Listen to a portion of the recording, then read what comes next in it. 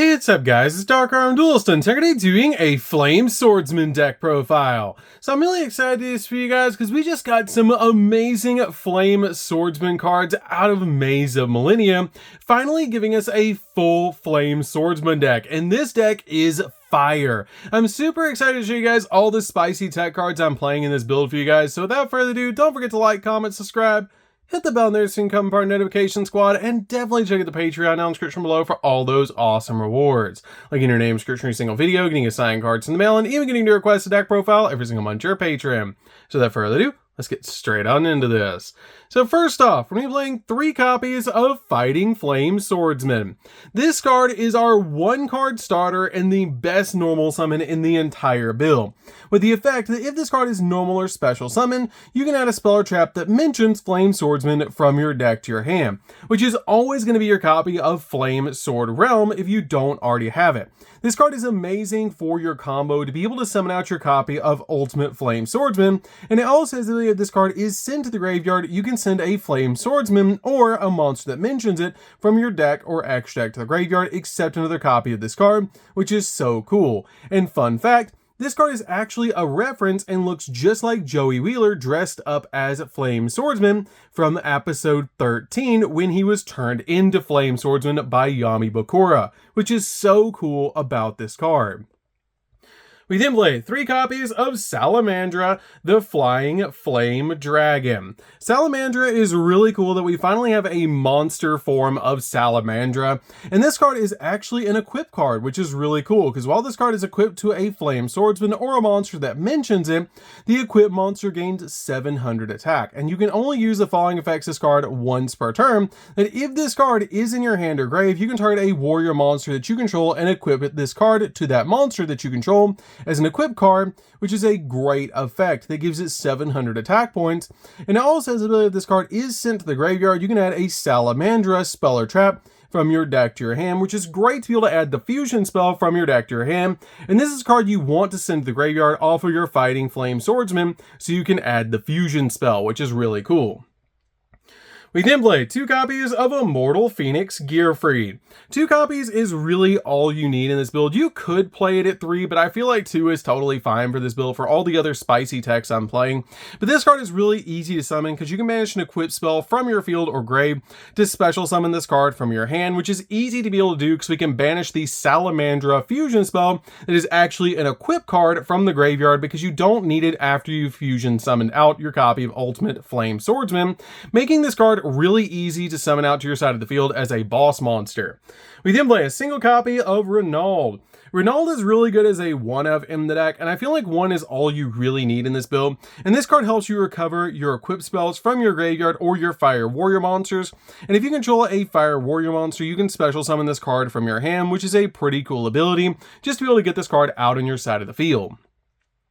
We then play 3 copies of Kashtira Fenrir. Fenrir is just amazing in so many decks, and this deck really does need a good extender like Fenrir to be able to special summon it out to your side of the field, search an additional copy of itself, and even spot remove cards off the field. This card helps you OTK your opponent and is just a really good extender overall. We then play 3 copies of Ash Blossom. Ash Blossom's a great 3-of just to stop your opponent from touching the deck. And then we play 3 copies of Effect Veiler. Effect Veiler is also really good as a 3-of in the build just to stop your opponent's monster effects while you're going in for all of your plays. You actually have a lot of room in this deck for hand traps, which is really nice. So that's it for the monsters, guys. Let's get into the spells.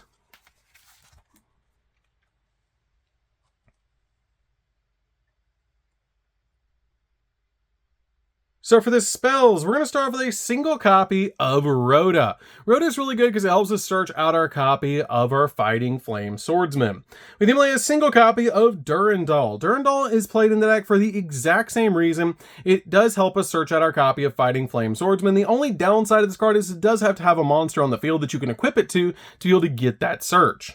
We then play a single copy of Fusion Armament. Fusion Armament is really good in the deck as a 1-of because this card helps us summon out our copy of Flame Swordsman directly from our deck to our side of the field, and you don't have to pay 1,000 life points for this card like Instant Fusion, which is why I play this card as a 1-of in the build, because all you have to do with this card is reveal your copy of Ultimate Flame Swordsman to be able to summon out your copy of your original Flame Swordsman, making it super easy to get on your side of the field. Plus, it has Flame Swordsman on the card, which is just too cool.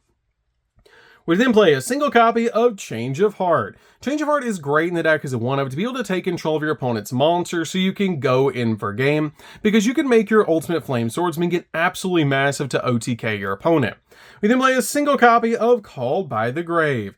Called by the Grave is great as a 1-of just to stop your opponent from hand trapping you while you're going in for all of your plays. We then play 2 copies of Crossout Designator. Crossout Designator is also really good in this deck as a 2-of because we have a lot of room for hand traps like Effect Veiler, your copies of Imperm, even copies of Ash Blossom, and this card really helps you stop your opponent in their tracks while you're trying to go in for your plays so you don't get hand trapped so that you can keep going in for your Flame Swordsman plays.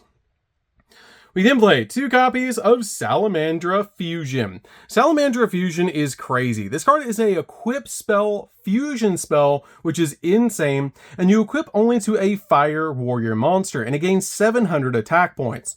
And if the equipped monster would be destroyed by battle or by card effect, destroy this card instead. And while this card is equipped to a fusion monster that you control, you can send this card and the equipped monster to the graveyard, and if you do, special summon 1 Flame Swordsman or a fusion monster that mentions it from your extra deck, and it is treated as a fusion summon, making it so you can send your original Flame Swordsman to the graveyard equipped with this card to summon out the new Ultimate Flame Swordsman, making it really easy to summon out our boss monster, which is awesome. We then play 3 copies of Fighting Flame Sword.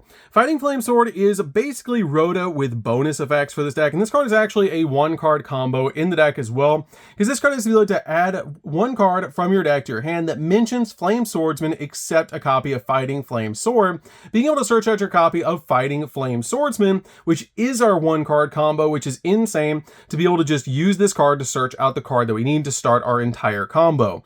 It also has the ability that when an attack is declared involving a fire warrior monster that you control, you can target 1 card on the field and destroy him, and when your opponent activates a card effect that targets a Flame Swordsman or a monster that mentions it, you can negate that effect, but you can only activate 1 of this card per turn, so you have 3 really cool effects that you can pick from to be able to use with this card.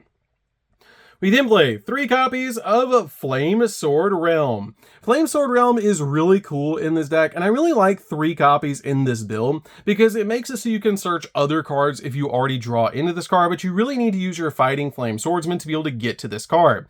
This card is great because your opponent cannot activate cards or effects when you normal summon a fire warrior monster. And once per turn, you can send a monster from your hand or face up from field to the graveyard to be able to special summon a Flame Swordsman from your extract, and it is treated as a fusion summon. And once per turn, when a monster declares an attack, you can target a warrior monster that you control, and until the end of this turn, it loses exactly 1,000 attack points, but all other monsters that you currently control gain 1,000 attack points as well, which is great to help you boost up your monster so you can go in for game. This card is really cool because it's basically like the Deckmaster ability that Flame Swordsman had when Joey Wheeler used it, which is so cool. We then also play 3 copies of Super Polymerization. Super Poly is great in this deck as a 3-of to basically just use this card to be able to break your opponent's board. It's just really cool in this deck overall to be able to fuse your opponent's cards away so you can go in for game with your Ultimate Flame Swordsman. You really need board breakers in this deck, and this card helps out a lot doing that. So that's it for the spells, guys. Let's get into the traps.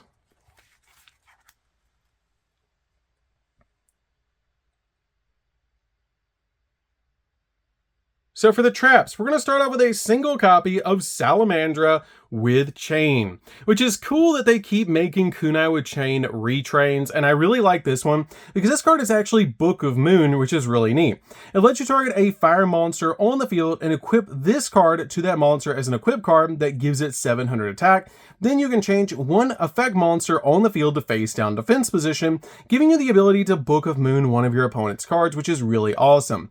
You can also banish this card from your graveyard to be able to fusion summon a fire warrior or dragon fusion monster from your extra deck by shuffling its materials from your hand or field or even graveyard back into the deck, but destroy it during the end phase, giving you a little bit of recovery during late game. This card is really good as a 1-of in the deck. It's just an overall fantastic card. We then play 3 copies of Infinite Impermanence. Infinite Impermanence is great in the deck as a 3-of just to stop your opponent's monster effects and also lock down entire columns of spells and traps by setting this card to your side of the field first and then activating it later. So that's it for the main deck, guys. Let's get into the extra deck.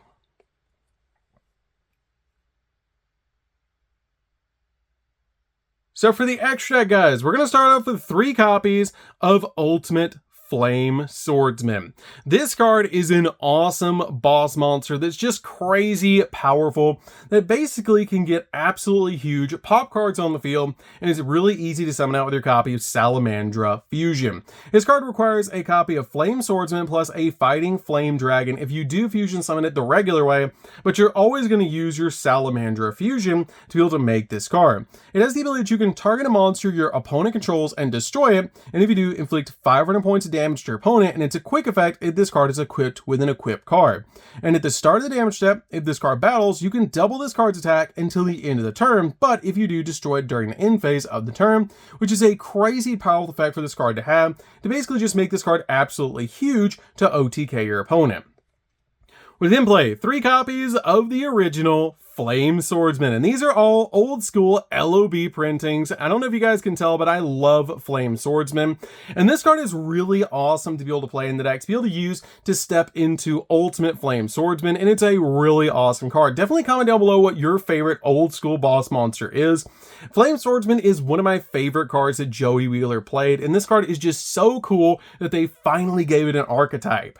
We then play a single copy of Fighting Flame Dragon. You don't really fusion summon into this card, you basically just send it to the graveyard because it's basically like an additional equip card, because except during the damage step, quick effect, you can target a warrior monster, fusion monster you control, and equip this card from your field or grave to that monster that you control as an equipped spell. And you can only use the effect of this card once per turn, and while this card is equipped to a Flame Swordsman or a monster that mentions it, the equipped monster gains 700 attack and can make a second attack during each battle phase, which is great to be able to just swing multiple times with your copy of Flame Swordsman that's already going to be massive to be able to go in for game.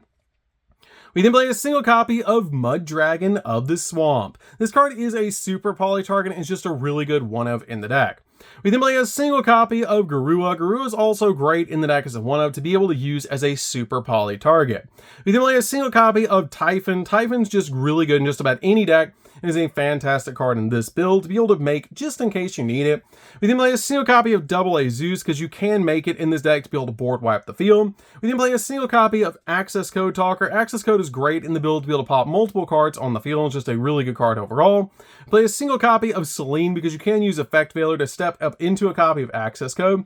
We then play a single copy of Hita. Hita is really good because this is a fire deck to be able to step into your copy of Selene and then Selene to Access Code. And then finally a single copy of Alamraj. But the majority of the time in this build, you're only summoning the Flame Swordsman cards. Occasionally the super poly targets to break your opponent's board. I don't make these very often, but they're just really good options in the deck. Sometimes you will make your copy of Alamraj.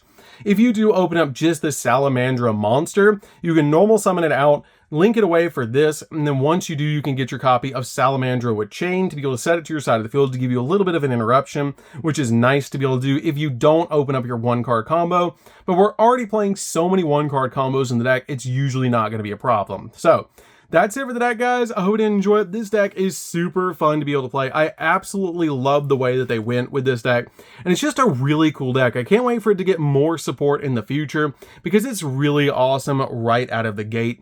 It's really crazy how your copy of Fighting Flame Swordsman looks just like Joey Wheeler when he was turned into Flame Swordsman.